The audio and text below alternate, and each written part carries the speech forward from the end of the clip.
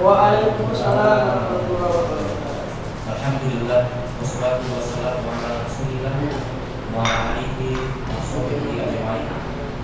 Segala puji dan syukur kita kepada Allah Ta'ala yang telah memberikan kita kesempatan, memberikan kita kekuatan sehingga kita mampu melangkah dan hadir di dalam majelis ilmu ini. Kita memohon ampun kepada Allah Subhanahu wa Ta'ala atas segala dosa-dosa kita yang tentu saja sangat banyak sekali yang sering kita lakukan. Kita adalah makhluk yang seringkali merencanakan dosa-dosa. Meski kita sering merencanakan dan bahkan jatuh ke dalam dosa-dosa tersebut, tapi Allah adalah zat yang maha pemurah. Maka kita termasuk beruntung dan bersyukur bahwa kita mempunyai Tuhan yang senantiasa mengampuni dosa-dosa hambanya yang mau bertaubat dan tidak bosan meminta ampun atas segala dosanya. Maka kita memohon ampun kepada Allah Subhanahu wa Ta'ala dengan ucapan Astaghfirullahaladzim, karena Rasulullah SAW pun juga beristighfar kepada Allah Subhanahu wa Ta'ala. Apalagi kita sebagai umatnya yang tidak maksum, yang tidak luput dari segala dosa-dosa. Alhamdulillah yang dirahmati Allah Subhanahu wa Ta'ala, tak lupa salam masalah kita tercurah senantiasa pada junjungan kita, suri teladan kita, Nabi besar Muhammad Sallallahu Alaihi Wasallam. Mudah-mudahan apa yang kita perbuat hari ini memberikan nilai kebaikan bagi diri kita, juga orang-orang di sekitar kita. Alhamdulillahirobbilalamin. Alhamdulillahirobbilalamin.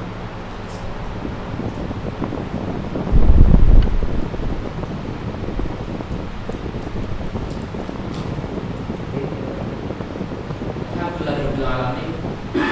Telah hadir di tengah-tengah kita Ustaz Hasib sebagai pemateri di kajian rutin kita bulanan Majelis Taklim Fiqhul Takim. Mudah-mudahan acara ini berjalan dengan lancar dan kita memohon ampun kepada Allah SWT. Mudah-mudahan apa yang kita lakukan di hari ini mendapatkan ridhonya. Amin ya rabbal alamin.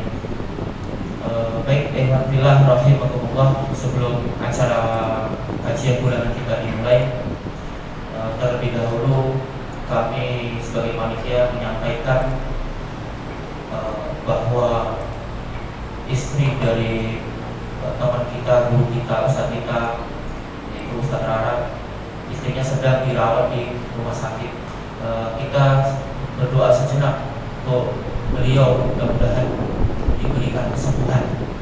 Baik, Al-Fatihah untuk istri Ustaz Rara.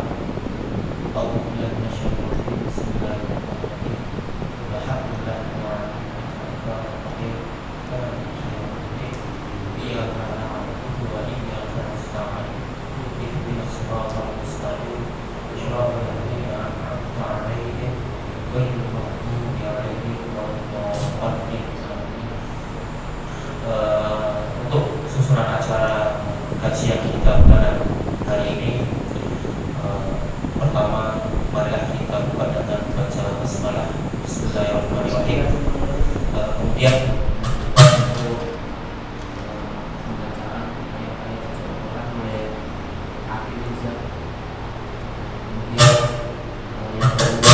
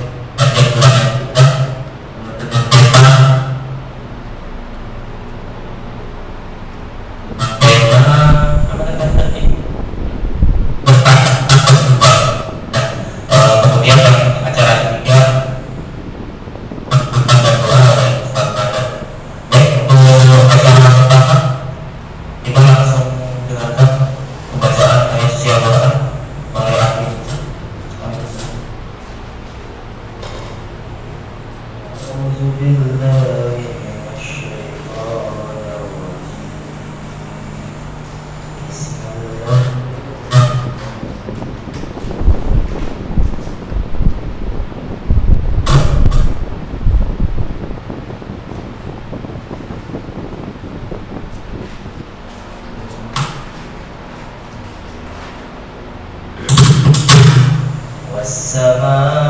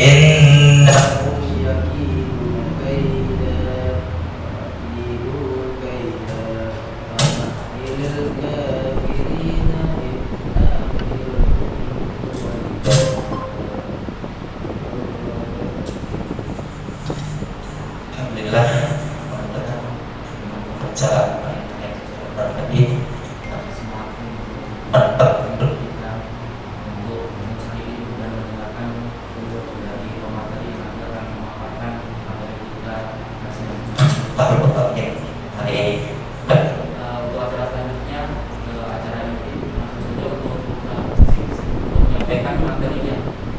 Mudah-mudahan nanti akan banyak pertanyaan-pertanyaan mengingat apa yang menjadi tema kita kali ini, bertanya tentang kehidupan. Tentunya kalau di sini temanya bertanya tentang kehidupan akan banyak banget pertanyaan-pertanyaan yang memang nantinya akan bisa terjawabkan oleh pemaparan dari materi.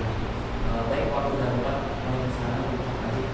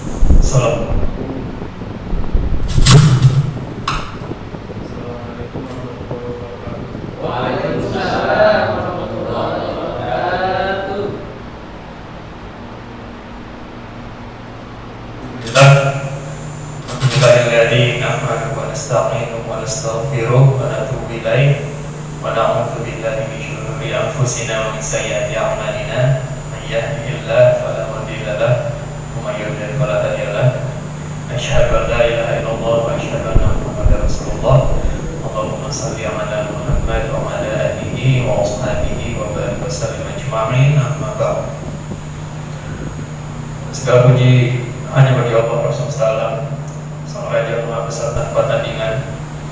Dia tidak beranak dan tidak pula diperanakan.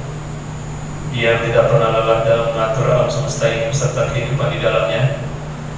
Dia tidak pernah kekurangan setelah memberikan berbagai macam kenikmatan yang tidak bisa kita hitung sampai kapanpun juga. Terutama nikmat keimanan, nikmat keislaman, juga nikmat kesehatan dan nikmat kesempatan. Dengan nikmat-nikmat itu pula yang telah mempertemukan kita dalam kajian bulanan oleh Majelis Ta'lim Miftahul Muttaqin yang insyaallah hari ini dibawakan oleh saya sendiri, Atsik. Kemudian sholawat serta salam mari kita tujukan kepada suri tauladan terbaik bagi Bani Adam akhir zaman, penutup para nabi sekaligus imam para nabi dan rasul terdahulu, yaitu baginda Rasulullah Muhammad Sallallahu Alaihi Wasallam. Sebab dengan kehadiran dan perjuangan beliau kita dapat memahami apa makna dan tujuan kehidupan yang sebenarnya. Kemudian beliau mengajarkan apa saja yang benar dan apa saja yang salah, agar seluruh pengikutnya yang senantiasa mengikuti beliau istiqomah hingga akhir hayat bisa selamat di akhirat. Amin. Baik, berhubung kita di Tomang, saya punya apa biar semangat ya, biar kita saling feedback ya, saling timbal balik ya, karena ini kajian dua arah ya, saya hanya sharing ya, bisa jadi nanti juga hadirin teman-teman juga bertanya ya, maka ini adalah terbiasakan sebagai feedback ya, kajian itu dua arah. Nah, berhubung kita di Tomang, saya punya apa sebutannya yel-yel kan? Yel-yel ya sebutannya. Ya. Kalau saya sebut Tomang, teman-teman jawab, alhamdulillah kami senang. Bisa? Ya. Saya Tomang. Alhamdulillah. Ya, siap.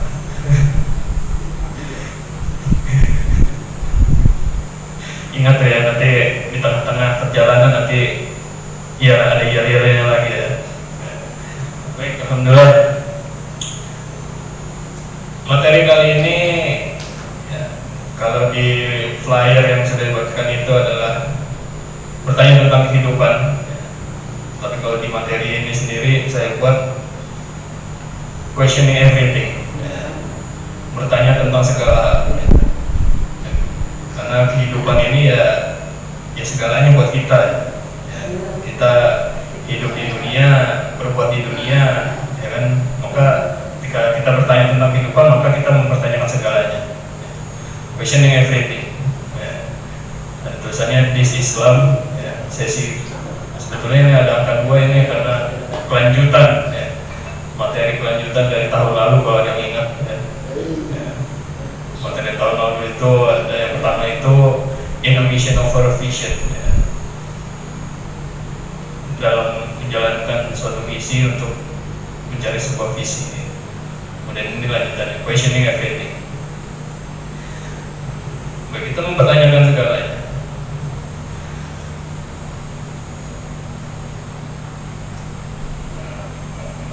Dewi Luzam punya TikTok, nggak punya TikTok? Ya, Instagram. Pernah lihat reels tentang influencer atau selebgram yang ngundang orang buat pergi ke suatu tempat? Pernah nggak? Pernah. Wah. Pernah ya? Ya. Jadi ini ceritanya seperti itu. Ada selebgram, ya, Story of Poor and Rich, ya. Cerita tentang si kaya dan si miskin. Go to Dubai. Pergi ke Dubai. Jadi ceritanya itu si selebgram ini keliling di kota, kemudian nemu orang miskin, ya, misalnya kan lagi duduk pinggir jalan, ya, atau lagi dorong gerobaknya, ya. Kemudian diajak nih kan, mau pergi ke Dubai gak? Terus dia bilang mau, udah, ya kan? Udah pokoknya cuma ditanyain seperti itu dan kemudian nggak mau, udah habis itu nggak ada lanjutan obrolan apa lagi, ya. Cuma bilang mau pergi ke Dubai atau enggak, mau, ya udah mereka jalan, ya. Nah ini plot pertamanya. Anggaplah tadi si kaya itu namanya adalah Muktafi, ya. Si Muktafi ini ngajak orang, ya, ketemu di jalanan. Pas dia kenalan, ada di sini namanya Riyadi. Ada yang namanya Riyadi? Enggak.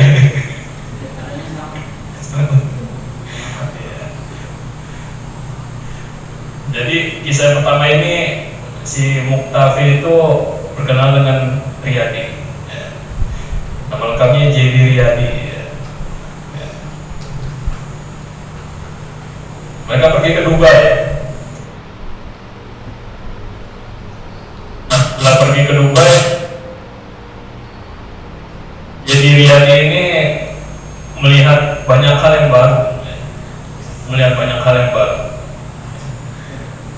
Di sana dia menemukan makanan-makanan yang enak, ya. Makanan-makanan yang baru pertama kali dia lihat, baru pertama kali dia rasakan, ya. Itu ada apa aja tuh, ya? Di Dubai ada nasi mandi, ya. Terus apa lagi itu? Ada kebab, ya. Dengan daging ditusuk-tusuk. Ada banyak hal, ya. Ya? Pete. Nggak tumbuh di sana, Pak. Nggak tumbuh di sana. Mesti impor dari Indonesia, ya. Nah, kemudian di jalanan dia lihat mobil kok canggih-canggih, keren-keren semuanya. Bahkan polisi di sana di Dubai itu mobilnya ya sekelas ini semua, sekelas Ferrari, kan. Yang cepat-cepat gitu mobilnya, keren-keren. Harganya itu bisa miliaran dolar. Dia kaget. Selama ini walaupun dia miskin di tengah kota, tapi dia nggak pernah lihat ini kota penuh dengan mobil-mobil yang keren-keren, mewah-mewah. Nah Nah ini di Dubai sungguh terbalik ya, pemandangannya. Mobil, kemudian rumah-rumahnya juga bagus, ya kan. Kemudian perempuan-perempuannya juga cantik. Ya. Dia melihat ini semua di Dubai. Nah kemudian apa yang dia pikirkan? Apa yang dia pikirkan? Pak Guru Nandar, kira-kira apa yang dipikirkan oleh si Jadi Riyadi ini, Pak? Iya, kaget lah. Kaget? Kaget. Ya. Kan baru pertama kali. Pertama kali ya? Ya. Ya, pastinya kaget ya. Setelah dia kaget, kemudian apa namanya, muncul berbagai keinginan ya, untuk memilikinya. Akhirnya Jadi Riyadi ini bilang, aku mau semuanya, aku mau semuanya, ya. Mau makanan enak, ya. Mau kendaraan mobil yang mewah, yang keren, kemudian punya tempat tinggal yang mewah juga, ya. Kemudian juga ingin punya perempuan yang cantik, ingin punya ya.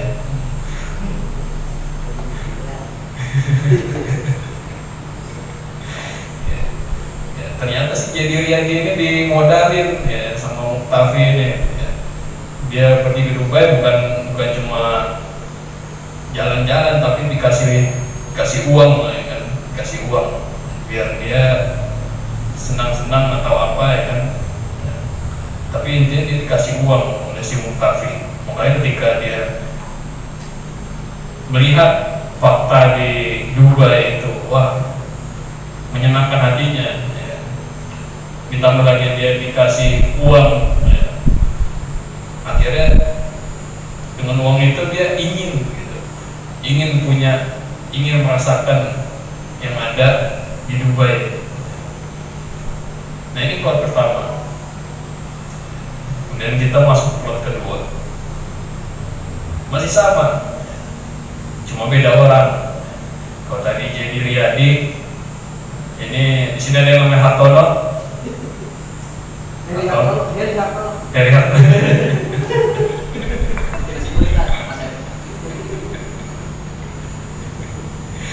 Ya. Kalau tadi plot pertama itu ada si Jadi Riyadi, maka yang kedua ini ada Neko Hartono. Ya. Neko Hartono. Nah, si Neko Hartono juga seperti itu, kan? Dia melihat di Dubai itu banyak makanan enak yang baru pertama kali dia lihat, baru pertama kali dia cicipi. Kemudian melihat kendaraan-kendaraan, mobil-mobil yang mewah, ya. Juga melihat bangunan-bangunan rumah yang bagus, yang megah, ya. Kemudian juga melihat perempuan-perempuan cantik juga.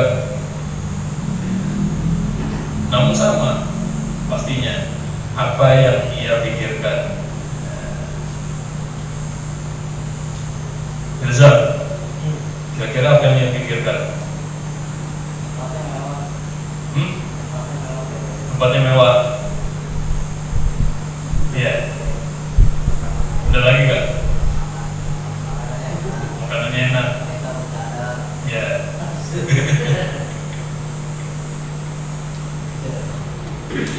Ya.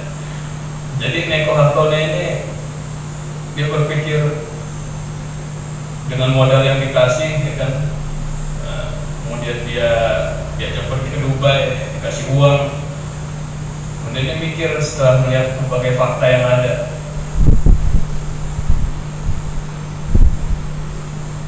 kenapa aku dibawa ke sini?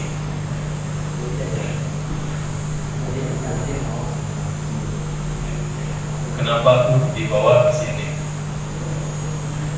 Mungkin kita flashback lagi tadi. Ceritanya kan si Muqtafi ini ngajak orang miskin yang ketemu di jalan. Kemudian cuma ditanya mau ke Dubai gak? Terus dia orang itu bilang mau. Akhirnya pergi gitu, tanpa ada pertanyaan apa lagi. Akhirnya udah diajak pergi sendiri. Nah, setelah melihat berbagai fakta, kisah dua orang ini ternyata berbeda. Tadi si Jadi Riyadi itu setelah memikirkan, setelah melihat banyak hal, dia ingin mau semuanya. Ya. Ditambah megang uang lagi kan, dimodalin gitu. Tapi yang si Neko Hartono ini, walaupun dia punya banyak uang, dikasih modal gitu, dia malah bertanya, kenapa aku dibawa sini? Dia bertanya-tanya dalam hatinya gitu. Udah dikasih uang, tapi udah dilepas gitu aja gitu.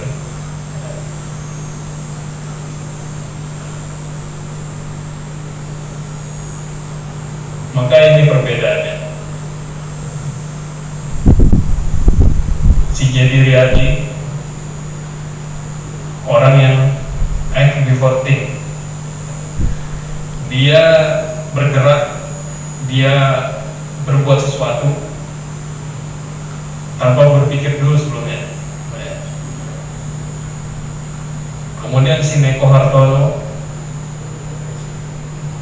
sebaliknya, dia berpikir dulu sebelum melakukan sesuatu. Nah, ini perbedaannya. Ya, karena kita lihat dua hal ini yang terjadi di sekeliling kita, bahkan di diri kita juga kan. Ketika kita ingin melakukan sesuatu, ya, kita pernah berbuat sesuatu itu tanpa berpikir dulu. Tapi kadang-kadang kita juga pernah berpikir dulu sebelum berbuat, ya. Karena kita ini memang manusia, ya. Maka itulah, ini semua hubungannya adalah dengan potensi manusia. Manusia bergerak, manusia berpikir, itu semua karena manusia itu memiliki potensi. Manusia ingin makan, ingin minum, ingin punya kendaraan mewah, ingin punya tempat tinggal yang megah, ingin dikelilingi wanita-wanita yang cantik.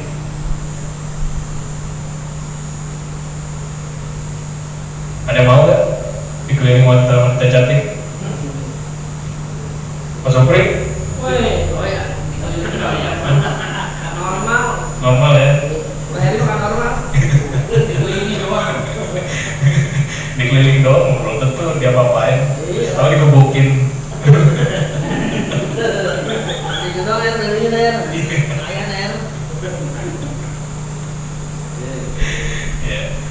Jadi ini potensi manusia. Oke, kita bisa melihat ciri-ciri si Jadi Riyadi itu ada di sekeliling kita, ya. Kemudian ciri-ciri si Neko Hartono itu juga ada di sekeliling kita, bahkan ada di diri kita. Itu semua karena kita memiliki potensi, ya. Apa aja sih potensi manusia itu? Yang pertama itu adalah kebutuhan jasmani. Sebagaimana tadi, ketika kita, maksudnya ketika si dua orang ini melihat makanan enak di Dubai, kemudian ingin makan, pertama dia itu ya memang butuh jasmani kan, ingin makan. Kemudian yang kedua itu ada naluri. Nah, naluri ini berbeda dengan kebutuhan jasmani. Bisa jadi terkait makanan, si Jadi Riyadi ini sebetulnya udah kenyang, tetapi ketika melihat makanan yang enak, inginnya makan lagi, inginnya nambah lagi, inginnya icipin lagi. Nah, ini sudah masuk ke naluri, ya. Bukan lagi kebutuhan jasmani karena dia udah kenyang. Jadi dia hanya ingin sekedar mencicipi makanan. Kemudian potensi yang ketiga itu adalah akal. Nah, kali inilah yang menjadikan dua contoh tadi, dua cerita tadi itu berbeda. Ada orang yang berbuat tanpa berpikir dulu, kemudian ada orang yang berpikir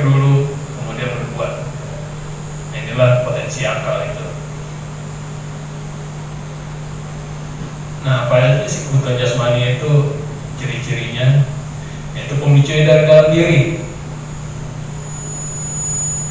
Pemicu dari dalam diri, kemudian jika tidak terpenuhi bisa menyebabkan kerusakan pada diri.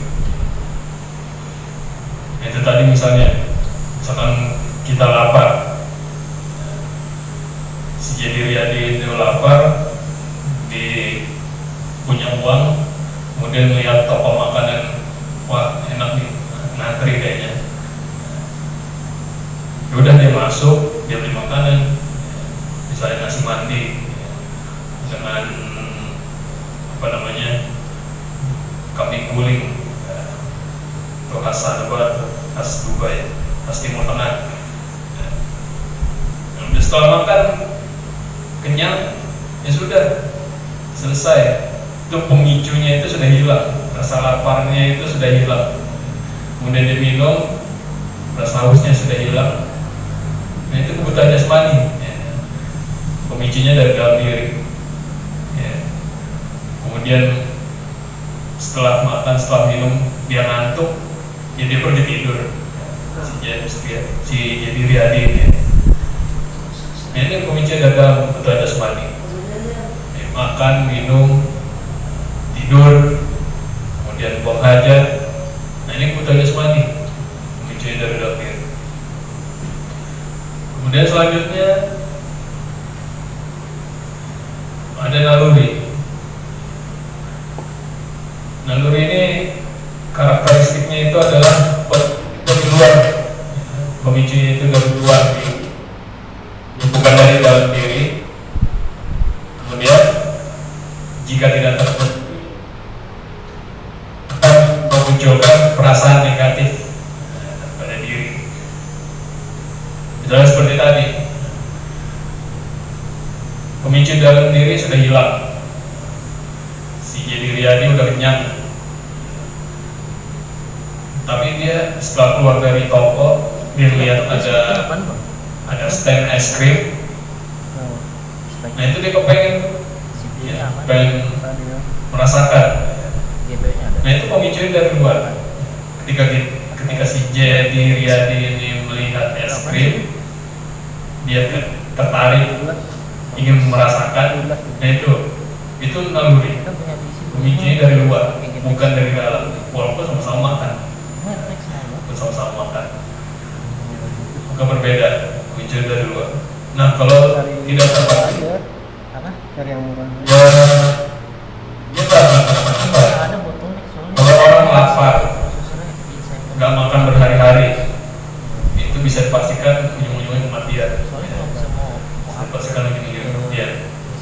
Seperti berita yang lalu, yaitu ada sekeluarga yang ditemukan mati karena dianggap faktornya itu karena kelaparan, nggak makan berhari-hari, gitu ya. Itu bisa seperti itu. Namun kalau naluri ini tidak terpenuhi, biasanya menunjukkan perasaan negatif. Misalnya, ya udahlah, nggak makan es krim nggak apa-apa, paling cuma ngiri aja ngeliat orang makan es krim, gitu kan. Tapi dia nggak akan menimbulkan kematian atau kerusakan pada diri. Nah ini naluri karakteristiknya. Naluri itu ternyata banyak. Setidaknya ada 3 naluri, yaitu pertama naluri mempertahankan diri, kemudian naluri melanjutkan keturunan, dan selanjutnya naluri mensucikan sesuatu. Naluri ini ada 3, kita lanjut pembahasannya, yaitu naluri mempertahankan diri.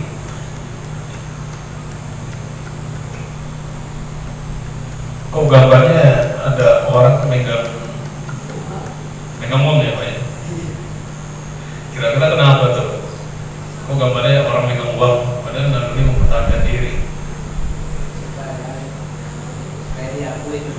Supaya diakui keberadaannya. No? Orang jajan. Iya Pak jadi. Yang hidup kan dia ada begitu. Iya, makan. Ya, Ya memang naluri mempertahankan diri ini memang materialistik, bukan materialistis ya, karena belakangnya beda itu beda maknanya. Memang ini semua tentang terkait materi, naluri mempertahankan diri itu. Iya.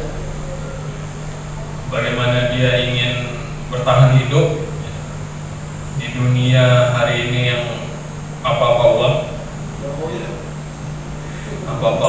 apa-apa harus ada manfaatnya, Iya. apa-apa ini terkait rugi apa enggak ya.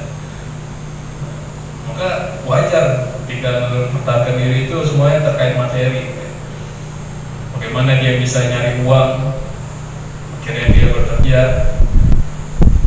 atau justru seperti tadi misalnya kemis-kemis di jalanan ya.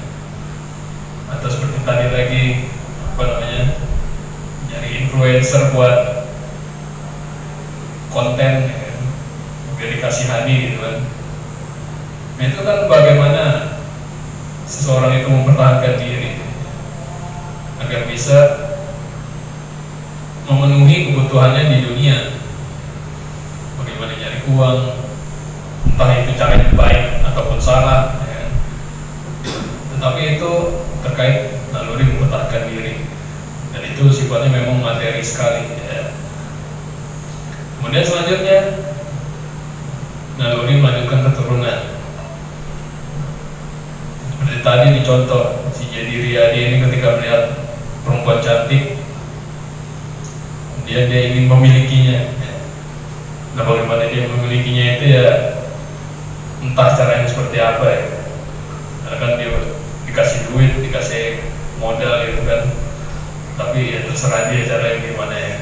Nah itu dia, baik atau buruknya itu tergantung standar. Namun naluri ini pasti ada.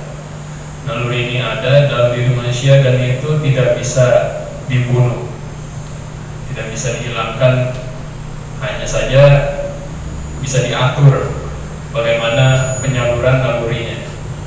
Jadi bagaimana dia ingin melanjutkan keturunan ya, apakah dia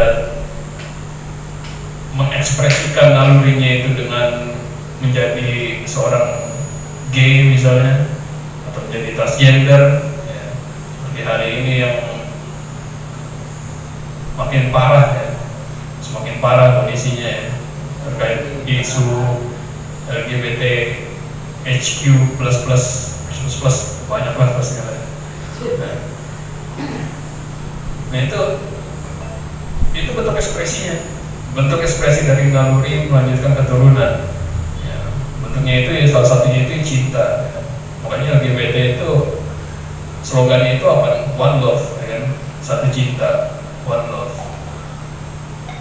Padahal cintanya itu menurut kita yang muslim itu sama sekali salah, bentuk penyalurannya. Tapi kembali lagi, itulah bukti naluri pada manusia. Rasa cinta itu, rasa ingin punya keturunan ya, rasa ingin memiliki pasangan. Nah itu semuanya bukti dari naluri ini ya. Naluri yang ada sebagai potensi manusia, terkait baik atau salahnya, baik benarnya atau salah bentuk ekspresinya. Nah itu tergantung standar yang berlaku, yang dia yakini. Kemudian selanjutnya, naluri mensucikan sesuatu. Manusia dia itu ingin mengakui bahwa dirinya itu butuh ketergantungan pada hal yang lain ya, butuh ketergantungan pada hal yang lain. Makanya kita tahu ada banyak agama, banyak keyakinan di dunia. Ada yang tahu totalnya berapa? Total keyakinan di dunia banyak, 112. Dari mana tuh Pak datanya?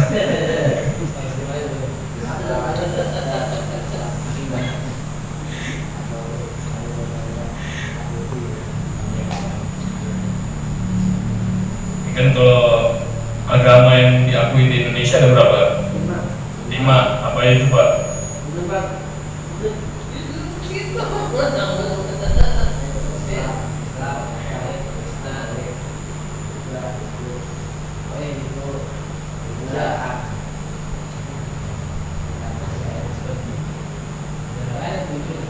Jadi 7. Kayak amat. Islam.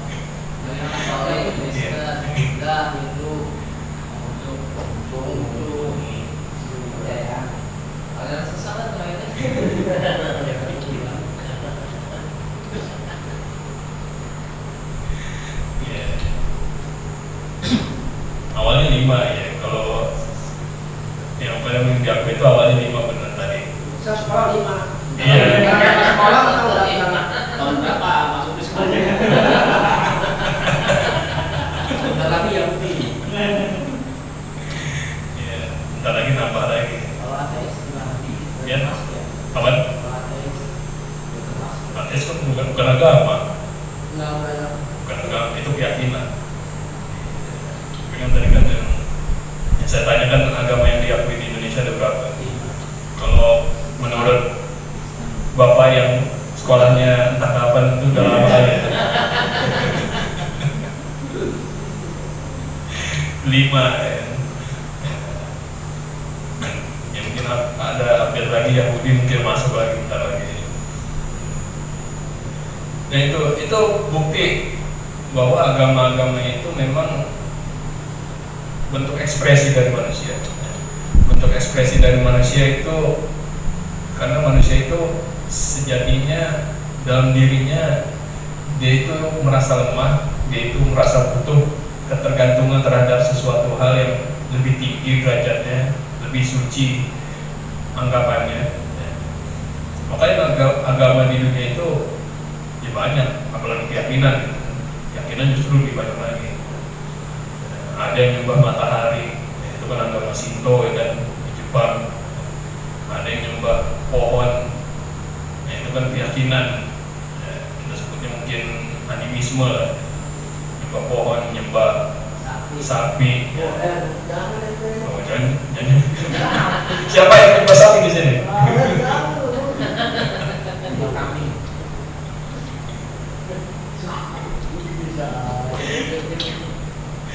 Ya. Bahkan kalau misalnya di negara-negara komunis, ya, dia itu menyembah pahlawan-pahlawan yang terdahulu ya. Ya, dulu ada yang nyembah Hitler, Nazi gitu kan. Mungkin kalau di Cina itu nyembah Mao, ya, Mao. Di Korea Utara ya, Kim Jong. Ya, itu bentuk ekspresi.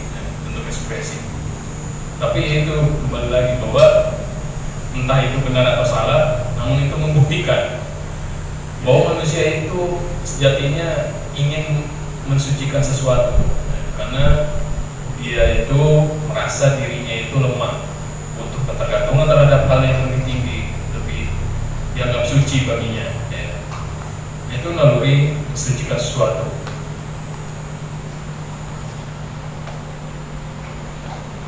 Kemudian potensi selanjutnya itu adalah akal. Akal itu apa sih? Singkatnya, akal itu adalah proses menyerap fakta. Proses menyerap fakta melalui indera berdasarkan informasi yang telah tersimpan di dalam otak kita. Nah, ini singkatnya seperti itu. Nah, akal ini adalah proses menyerap fakta, proses berpikir. Dan sebutannya itu kan akal pikiran. Sebab akal itu masih ada yang menganggap akal itu adalah otak, padahal ternyata bukan otak. Akal itu ya entah di mana tempatnya kan, tapi ada dalam diri kita. Sama kalau kita singgung masalah hati kan. Tapi hati ini yang dimaksud bukan organ fisik, bukan hati yang untuk menyaring racun. Tapi ketika kita ngomongin hati, ya, yang itu terkait perasaan atau apa, kita nggak tahu tempatnya di mana. Ada tahu itu potensi manusia, ya, bukan sesuatu hal yang fisik, namun ada pada diri manusia. Nah ini akal. Akal itu berbeda dengan otak. Ternyata akal itu adalah suatu proses berpikir singkatnya. Otak itu enak. Ya, Otak itu enak. otak itu enak Padahal dipadam.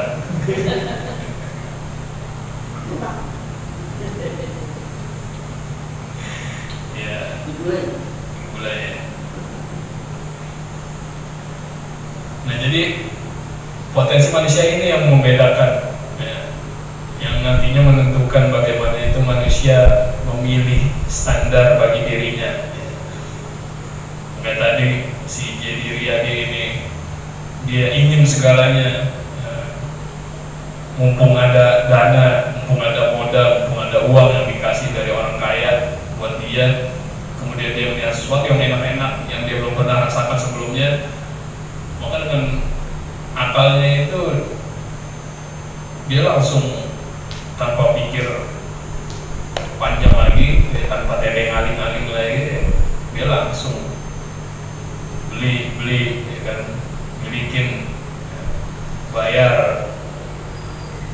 sehingga potensi manusianya itu naluri intinya itu kebutuhan jasmani itu terpenuhi. Para si Neko Hartono itu dia berpikir dulu. Neko Hartono itu berpikir dulu, kenapa saya ada di sini? Buat apa saya ada di sini? Ini dikasih uang untuk apa? Kemudian kenapa juga saya ditinggal sendiri di sini padahal dia yang ngajak? Nah ini berpikir dulu. Walaupun dia menemukan fakta yang sama dengan si Jadi Riyadi, tetapi ketika akalnya berpikir dulu, ya, akalnya bertanya dulu untuk dirinya sendiri, maka dia mempertanyakan segala hal. Ya. Dia mempertanyakan kenapa eksistensinya itu ada, ya. Untuk apa eksistensinya itu ada di Dubai sana, ya. Untuk apa tujuannya dia dibawa ke Dubai sana. Ya. Nah itu akalnya berpikir dulu. Dia tidak akan berbuat lebih jauh lagi sebelum menemukan jawaban yang tepat. Sebelum menemukan jawaban yang tepat, yaitu menggunakan akal ini.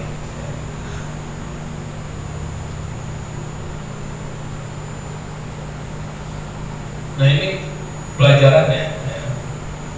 Pelajaran yang kita dapat bahwa manusia itu ingin potensi manusianya, potensi pada dirinya terpenuhi, ya. Baik itu rasa lapar, rasa haus, nah, bahkan itu sifatnya keharusan, ya. Suatu yang harus dipenuhi, kebutuhan jasmani, ya. Ingin makan, ingin minum, ingin tidur, ya. Kemudian ingin buang hajat, itu harus terpenuhi. Kemudian potensi selanjutnya itu naluri. Dia ingin makan enak, dia ingin tidur di tempat yang nyaman, dia ingin punya perempuan yang cantik. Nah, manusia semuanya ingin, harus dan ingin memenuhi kebutuhannya. Harus memenuhi kebutuhan jasmani, ingin memenuhi naluri. Tetapi ketika manusia tidak menggunakan akalnya, tidak menggunakan akalnya dengan tepat, maka manusia itu cenderung menentukan standar yang hanya bermanfaat, yang hanya menguntungkan untuk dirinya sendiri. Dia mau makan, bisa aja dia maling. Dia mau punya uang, dia bisa aja korupsi. Dia ingin punya perempuan, ya bisa aja nyewa prostitusi. Nah itu kan semuanya bentuk pemenuhan. Namun ketika akalnya itu salah menentukan, ya, salah menentukan standar bagi dirinya, ya, dan dia hanya melihat keuntungan yang harus diraih oleh dirinya, maka manusia itu cenderung berbuat sesuatu yang salah, cenderung berbuat sesuatu yang salah, walaupun itu banyak dilakukan oleh orang-orang. Itu semua terkait standar. Makanya di dalam Islam, di dalam Al-Quran itu banyak peringatan dari Allah kepada manusia. Peringatan itu tentang bagaimana seharusnya itu manusia ini berpikir, bagaimana manusia itu harusnya menghayati kehidupan, berpikir tentang kehidupan. Makanya kita bisa dengan mudah menemukan kalimat-kalimat seperti afala tubsirun, apakah kamu tidak memperhatikan? Apakah kamu tidak memperhatikan kehidupan kamu?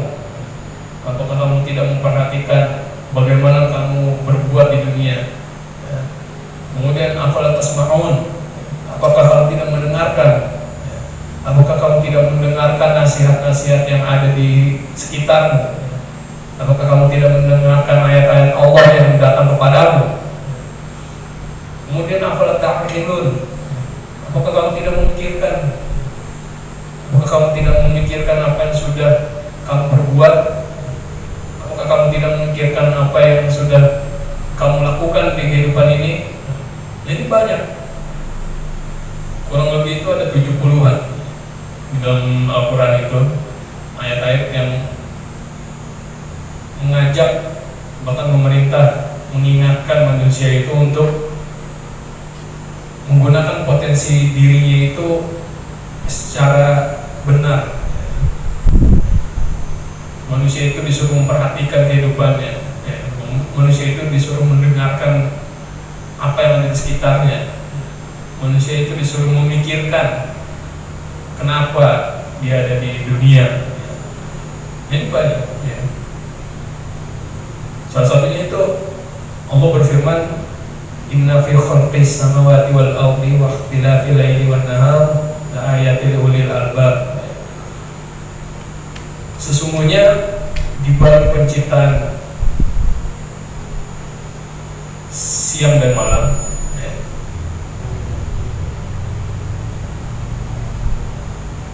langit dan bumi, siang dan malam, itu terdapat tanda-tanda bagi orang yang berpikir, di ulil albab. Maka ini kita memang disuruh, kita ini disuruh memikirkan bahwa di sekitar kita ini tanda-tanda semua, bahkan diri kita ini pun ini ada tanda-tanda bahwa segala sesuatu hal itu ada tujuannya, ada maknanya.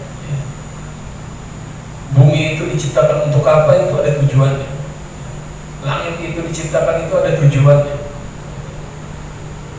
Bahkan diri kita pun yang duduk hari ini di sini di musola ini itu punya tujuannya tertentu. Nah, ini peringatan Allah untuk manusia. Nah, itu banyak sekali. Maka kita ini harus memaksimalkan potensi akal kita, karena potensi akal inilah yang membedakan manusia dengan binatang. Maka wajar kalau kita itu melihat orang-orang jahat melakukan perbuatan jahat, itu tuh kita kesel, kita marah, bahkan mungkin dalam hati kita menganggap ini orang binatang banget gitu, kelakuannya binatang banget, keji gitu. Nah itu makanya kita memaksimalkan potensi akal kita ya. Karena memang faktanya kehidupan hari ini itu banyak yang menihilkan atau meminimalkan fungsi akalnya, fungsi akal yang sudah diberikan oleh Allah kepada manusia, sehingga manusia itu berbuat di dalam kehidupan itu sesuka hatinya. Selama itu bermanfaat bagi dirinya, selama itu menimbulkan keuntungan bagi dirinya, ya, menjauhkan kerugian dari dirinya, ya semua dilakukan. Ya. Mau dia itu maling, mau dia itu nipu, ya kan? Mau dia itu bikin investasi bodong, mau dia itu korupsi, ya. Ya, itu semua dilakukan, asalkan itu menghasilkan keuntungan bagi dirinya. Sementara kita yang yakin bahwa kehidupan ini ada tujuan tertentunya, ada maksud tertentu di balik kehidupan ini, maka kita memaksimalkan potensi akal kita. Kita berpikir, kita merenung, kita mempertanyakan segala hal. Untuk apa saya ada di sini? Kenapa saya ada di sini? Kenapa saya hidup? Kenapa saya terlahir di bumi ini? Dan itulah yang banyak hari ini diabaikan oleh orang-orang. Ya, misalnya kita lihat orang-orang yang saintis atau ilmuwan yang dia itu ilmunya luar biasa, tetapi mereka itu menihilkan akal. Makanya ketika mereka punya teori Big Bang misalnya, ya, teori Big Bang. Siapa Pak Guru yang menemukan teori Big Bang? Lupa. Waduh. Pak Guru, guru IPA kan? Guru saya kan, waduh, ini makin gawat lagi. Biar ini tahu kan namanya. Iya, lupa ya. Alasannya ayo. Kalau saya mah ke sekolah. Iya, nggak sekolah mau wajar ya lupa ya. Ini mas, iya guru IPA lagi. Tanyakan ijazahnya. Jangan-jangan palsu juga deh. Jangan sekolah betul bangga maling tadi.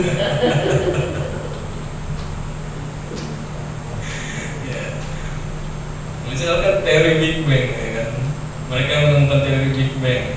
Namun pada hari ini ternyata ilmuwan mereka itu sendiri yang awalnya sepakat dengan teori Big Bang bahwa dunia ini berawal dari sebuah ledakan besar, ya. Kemudian setiap pecahan-pecahan ledakan itu berubah menjadi planet selama umur ratusan tahun atau jutaan tahun cahaya, ya. Itu berubah dengan sendirinya. Namun ternyata ilmuwan mereka hari ini, mereka dengan dengan matematikanya, ya, dengan ilmiahnya, mereka menemukan rumus bahwa kesimpulannya itu terjadinya bumi, ya, terjadinya planet-planet, terjadinya alam semesta itu adalah, kalau tidak salah saya ingat itu 10 pangkat minus pangkat minus. Nah itu kesimpulannya itu adalah mustahil. Alam semesta ini terjadi dengan tidak sengaja, itu adalah mustahil. Nah ini kita bisa lihat bahwa ilmu mereka itu memang tinggi, tapi ketika mereka menihilkan akal, mereka menihilkan pertanyaan yang basic, ya. Apa sih itu pertanyaan yang basic? Inilah 3 pertanyaan besar, ya. Dari mana asal kita? Apa tujuan kehidupan kita? Kemudian kemana selanjutnya? Ya. Mereka menihilkan pertanyaan-pertanyaan yang basic seperti ini, ya. Mereka bisa menghasilkan teori-teori yang rumit, menghasilkan hitungan-hitungan yang rumit. Namun ketika mereka menihilkan atau meminimalkan fungsi akal mereka untuk bertanya yang dasar, ya, maka mereka kesulitan menemukan jawabannya. Makanya mereka bisa membuat perhitungan bahwa intinya itu adalah mustahil alam semesta ini tercipta dengan sendirinya, dengan ketidaksengajaan, itu adalah suatu yang mustahil. Namun ketika kita memikirkan basicnya itu, ya, simpelnya itu bahwa ini ada AC di sini, itu semuanya terbuat dengan sendirinya atau diciptakan? Ada yang membuat. Ada yang membuat, ada pabriknya, ada marketingnya, ya. Iya. Ada cinya, ada tokonya, ya. Tahu. Nah mereka itu sibuk memikirkan perhitungan yang rumit, tapi dia meminimalkan akalnya untuk melihat sekitarnya, bahwa segala sesuatu yang ada di kehidupan ini, ya, itu semuanya diciptakan. Barang-barang yang ada di sekitarnya itu semua diciptakan. Mereka semua punya pabrik, ya, punya produsennya, ya. Bagaimana mungkin sesuatu yang lebih rumit, ya, yang namanya manusia, itu tercipta sendirinya, ya. Apalagi pakai teori siapa Pak? Pak Guru, teori siapa? Manusia itu dari monyet? Darwin. Teori Darwin, bagus sih. Darwin. Gampang ya. Charles Darwin. Ya. Apalagi manusia itu dari monyet, ya. Teori Darwin. Sedangkan monyet itu sendiri dari mana? Dari kera. Iya. Nah jadi seperti itu. Ketika manusia itu meminimalkan fungsi akalnya, maka dia itu akan kesulitan menemukan jawaban sebetulnya dari mana asal kita. Apakah benar bumi ini tercipta dengan sendirinya, padahal ini ada sesuatu yang jauh lebih rumit dibandingkan teknologi yang paling canggih hari ini sekalipun, karena teknologi yang paling canggih hari ini pun nggak bisa menciptakan lalat. Manusia bisa menciptakan kamera terkecil di dunia, tetapi manusia nggak bisa menciptakan alat. Bahkan untuk sekedar mengklon, ya, misalnya jantung, ya, ada manusia yang bisa membuat jantung? Nggak ada. Manusia bisa mencangkok jantung, ya, bisa memindahkan jantung dari satu ke satu yang lain, tubuh yang lain, tapi nggak ada manusia yang bisa membuat jantung. Sampai hari ini, sampai secanggih apapun teknologi, dijamin nggak akan bisa. Hari ini mereka bisa buat robot yang fisik luarnya itu hampir mirip manusia, tetapi mereka tidak akan pernah bisa menciptakan manusia. Hari ini teknologi betapa canggihnya bisa bikin AI, ya, artificial intelligence, ya, bisa menjawab apapun, tetapi mereka itu sama sekali nggak akan bisa menciptakan namanya perasaan. AI itu nggak punya perasaan sampai kapan. Mereka itu dikendalikan oleh manusia, oleh alat. Mereka itu nggak pernah bisa menciptakan suatu perasaan. Yang perasaan itu adalah datangnya ciptaan Allah. Itulah potensi manusia, perasaan itu. Jadi secanggih apapun hari ini manusia itu tidak akan melewati batasannya. Tidak akan melewati batasan yang sudah diciptakan dari sang pembuat manusia. Makanya mereka itu sibuk bersaing dengan teknologi, tetapi mereka meminimalkan akalnya. Mereka tidak berpikir dari mana asal mereka, apa tujuan kehidupan mereka, kemana selanjutnya setelah kematian mereka. Mereka nggak berpikir sebasic itu, karena mereka itu disibukkan dengan teknologi, disibukkan dengan materi, hingga mereka tidak mampu menjawab hal yang basic seperti itu. Dan itulah kenapa kita Muslim itu harus memaksimalkan akal kita untuk bertanya tentang segala hal, bertanya tentang kehidupan, bahwa kita ini asalnya itu dari mana, apa tujuan kehidupan kita, kemudian setelah kematian itu kita ini akan kemana, apakah benar sudah berakhir. Apakah benar kita ini akan direinkarnasi menjadi makhluk yang lainnya? Atau apakah benar kita ini akan dihadapkan pada masa penghakiman, masa pengadilan yang hakiki, kemudian itu nantinya akan berakhir di surga ataupun neraka? Ini yang harus kita pertanyakan, pertanyakan segala hal tentang kehidupan kita. Dan itulah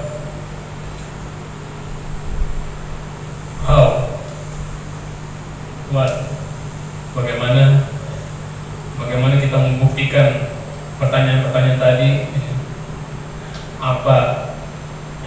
apa jawaban yang tepat untuk pertanyaan-pertanyaan tadi. By thinking things, dengan memikirkan hal-hal, dengan memikirkan segala hal, dan itu kita simpan buat materi selanjutnya. Jadi sekian dari saya. Mohon maaf apabila masih banyak kekurangan. Setiap kekurangan, setiap kesalahan datangnya dari saya, dan setiap yang benar itu datangnya dari Allah Subhanahu wa Ta'ala. Baik, saya akhiri materi saya. Assalamualaikum warahmatullahi wabarakatuh.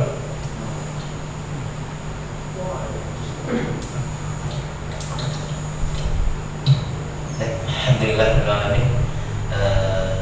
cukup gamblang dan cukup jelas ya dari pemarah dari kita, Ustaz Tazik, jazakallahu khair, tentang materi yang kita bahas hari ini, bertanya tentang kehidupan. Nah, tadi kan sambil menunggu teman-teman untuk bertanya, karena kan ini masalah pertanyaan, jadi kami mohon ada beberapa pertanyaan yang memang itu bisa dijawab nantinya oleh pemateri.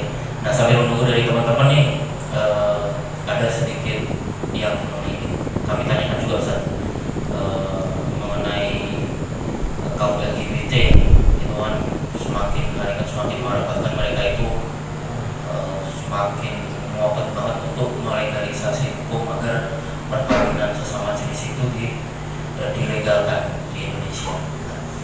Bahkan sampai pada tingkatan konferensi ASEAN, keren banget konferensi ASEAN, tapi yang dikeluarkan di sini adalah LGBT yang sudah jelas-jelas terlambat. Nah, tadi dipaparkan di depan itu tentang potensi manusia, baik itu hajat umumiyah, terus kondisi serta akal, dan disinilah kunci daripada kehidupan kita.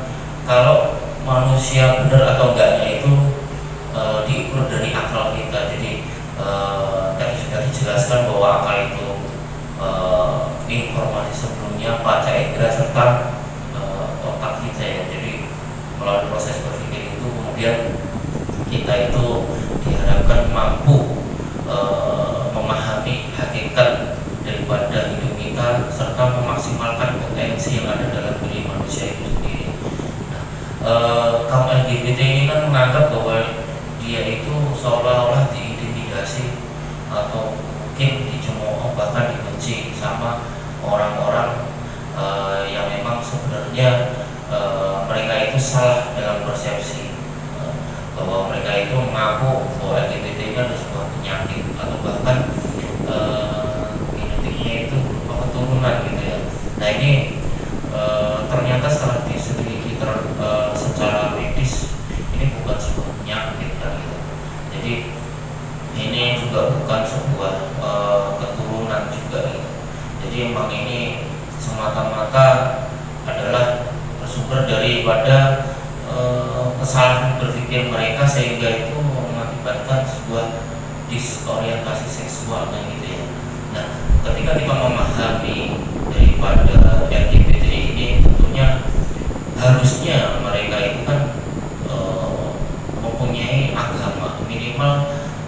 Ketika dia mengaku beragama, mereka akan mendapatkan informasi-informasi dari agamanya bahwa ini adalah sesuatu yang diharamkan Allah. Dan ini jelas baik itu Islam, Nasrani dan Yahudi, di dalam kitabnya itu jelas sekali bahwasanya manusia itu kan diciptakan cuma ada dua jenis ya, laki-laki dan perempuan, nggak ada separuh-paruh atau setengah-setengah. Ini saja kita memahaminya ini adalah salah satu kesalahan berpikir mereka, sehingga mereka itu mengakibatkan apa ya, sebuah candu atau mungkin bahwa ini sesuatu yang harus dibenarkan gitu. Nah, yang saya tanyakan doktrin-doktrin apa sehingga mereka itu punya pemikiran-pemikiran seperti itu yang dengan itu semua, bahkan di dalam Al-Quran pun ada kisah di Nabi Lut sehingga diulantakan oleh Allah Subhanahu Wa Taala. Assalamualaikum warahmatullahi wabarakatuh.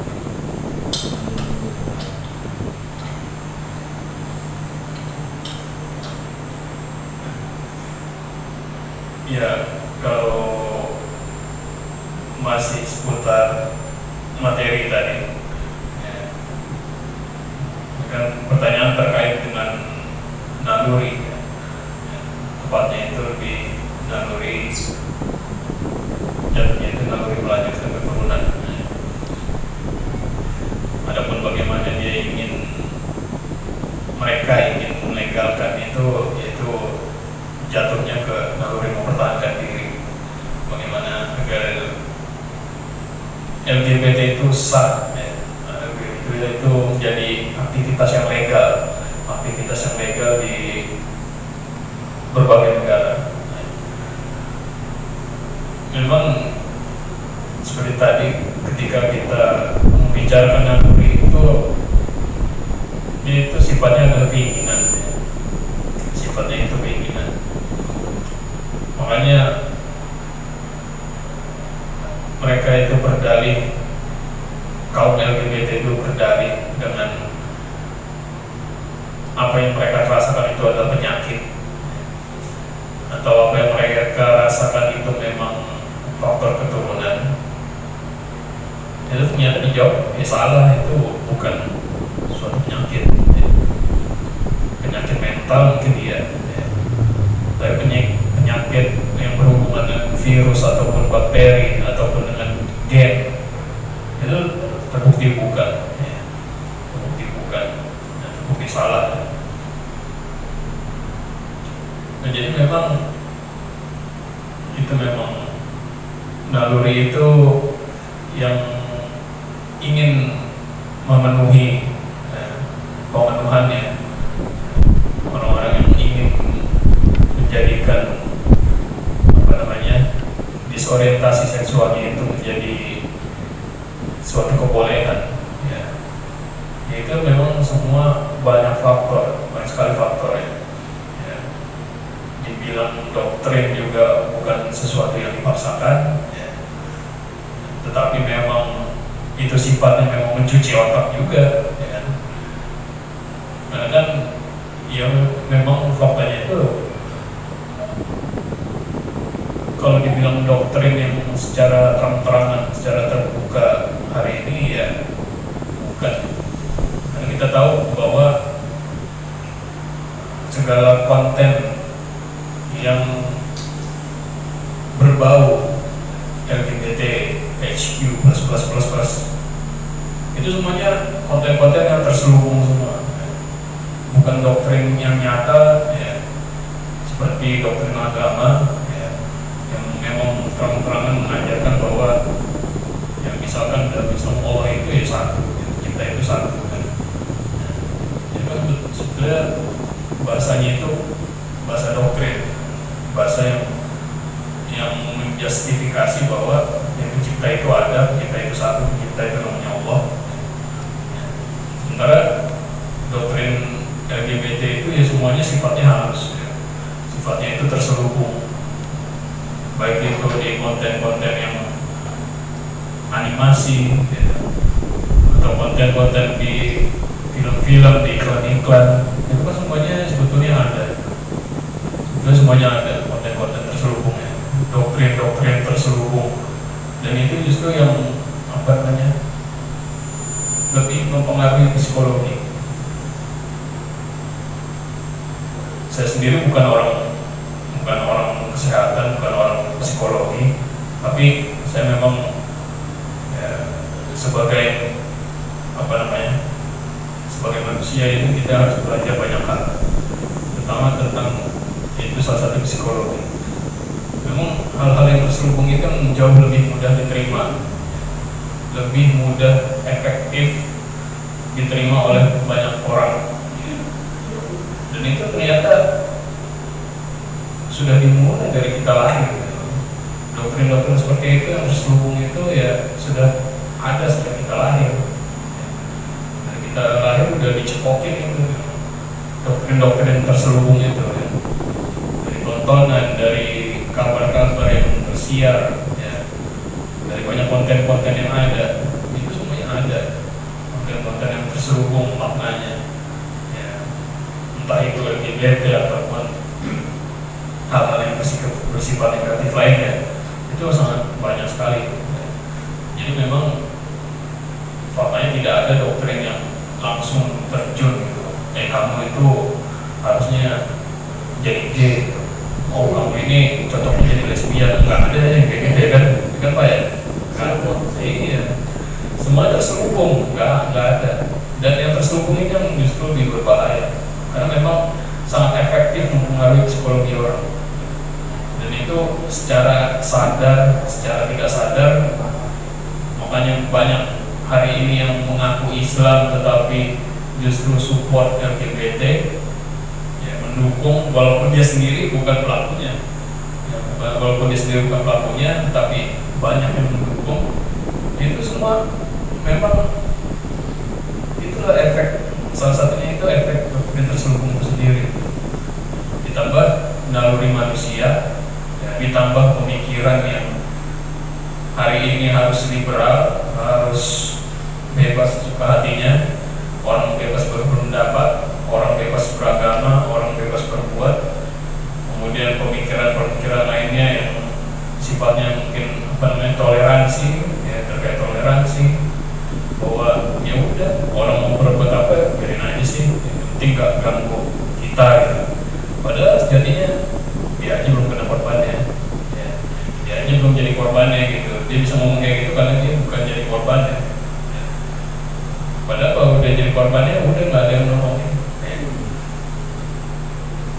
Saya lihat itu ada berita yang orang pengurus mayat di rumah sakit itu orang yang teridentifikasi LGBT matinya karena AIDS atau HIV, itu nggak ada yang ngurusin, nggak ada yang ngurusin mayat, nggak ada yang mau ngurusin, keluarganya nggak ada yang mau, apalagi orang-orang yang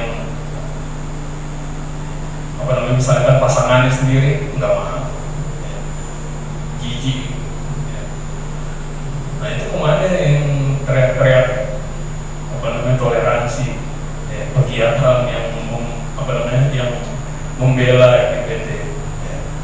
Nggak ada yang nolongin mayat mereka ya. Ketika hidup aja teriak-teriak, oh support kami kan, ini tuh bentuk cinta, one love ya kan, gambarnya pelangi kan, seolah-olah indah ya.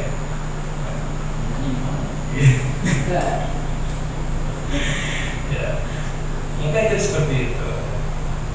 Pada nyatanya kalau udah mati udah bodo amat, dengan busuk aja sendiri gitu, nggak ada yang peduliin. Ya. Jadi seperti itu memang. Jadi memang yang makna-makna terselubung itu yang memang berbahaya ya. Dan itu, wah sudah di mana-mana itu, sudah di mana-mana kan pokoknya. Mau di media mainstream atau di media yang kecil sekalipun, selama itu memang medianya itu bukan berstandarkan Islam, bukan berkarakter Islam, pasti ada, setidaknya ada konten-konten atau doktrin-doktrin terselubung yang sifatnya itu mencuci otak manusia. Sifatnya itu mencuci otak manusia, mengubah psikologisnya agar bisa menerima LGBT ya. Padahal semua itu ya berawal dari naluri ya. Dari naluri bagaimana manusia itu ingin mengekspresikan cintanya ya. Nah itu tadi kembali lagi, bagaimana manusia itu memilih standar yang tepat buat dirinya. Nah itu kan dari akalnya ya. Dari akalnya, bagaimana dia memfungsikan akal itu, apakah tepat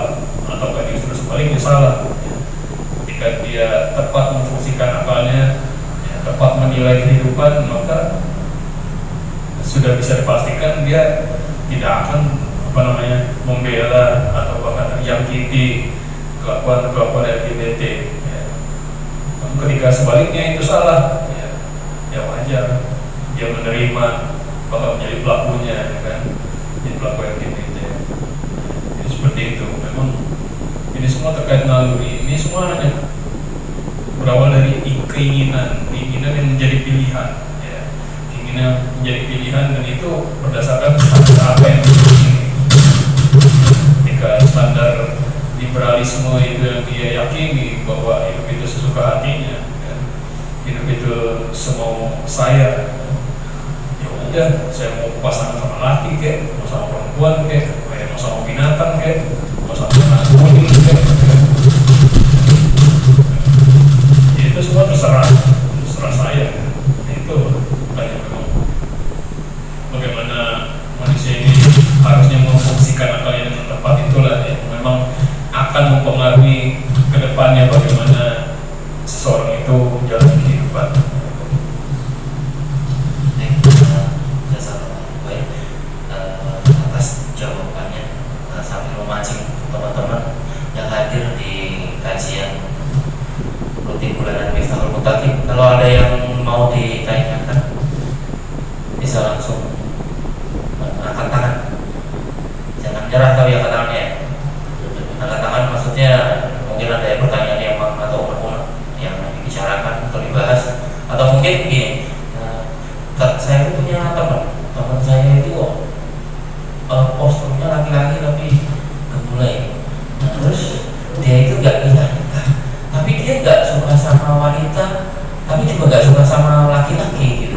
Tapi dia juga sholat 5 waktu, Jumatan juga iya, agamanya Islam. Nah itu gimana tuh? Kan ada kayak gitu ya, sering kita temui juga. Atau mungkin karena ternyata fungsi akal ini sangat sentral sekali bagi manusia. Kalau kita sampai kehilangan akal ya sama halnya kayak ya orang-orang di jalan gitu ya, orang-orang yang memang gangguan kejiwaan. Atau mungkin bisa kita itu wujudnya manusia tapi kayak hewan. Bisa juga kayak gitu ya kelakuannya. Sebelum menjadi. Baik, kalau emang nggak ada untuk acara selanjutnya atau sesi selanjutnya, yaitu doa penutup yang akan dibacakan oleh Ustadz Nanda selaku DKM Musola Darus Sholihin Komen. Tapi sebelumnya kami infokan kepada teman-teman sekalian, jangan lupa follow media sosial Majelis Taklim Miftahul Muttaqin di Instagram, baik di Facebook juga di Twitter. Silahkan like, share, dan komen sebanyak-banyaknya. Mudah-mudahan salah satu menjadi wasilah amal baik kita nanti ketika kita di yaumil akhir dan bertemu Allah Subhanahu wa Ta'ala. Amin ya rabbal alamin. Baik, untuk doa penutup kami persilahkan Ustadz Nanda selaku DKM Musola Darus Sholihin. Mari kita berdoa kepada Allah Subhanahu wa Ta'ala. Semoga apa yang kita lakukan pada pagi hari ini diridhoi Allah Subhanahu wa Ta'ala. Dari Nabi Mustafa sallallahu alaihi wasallam, ya Allah, Al-Fatihah.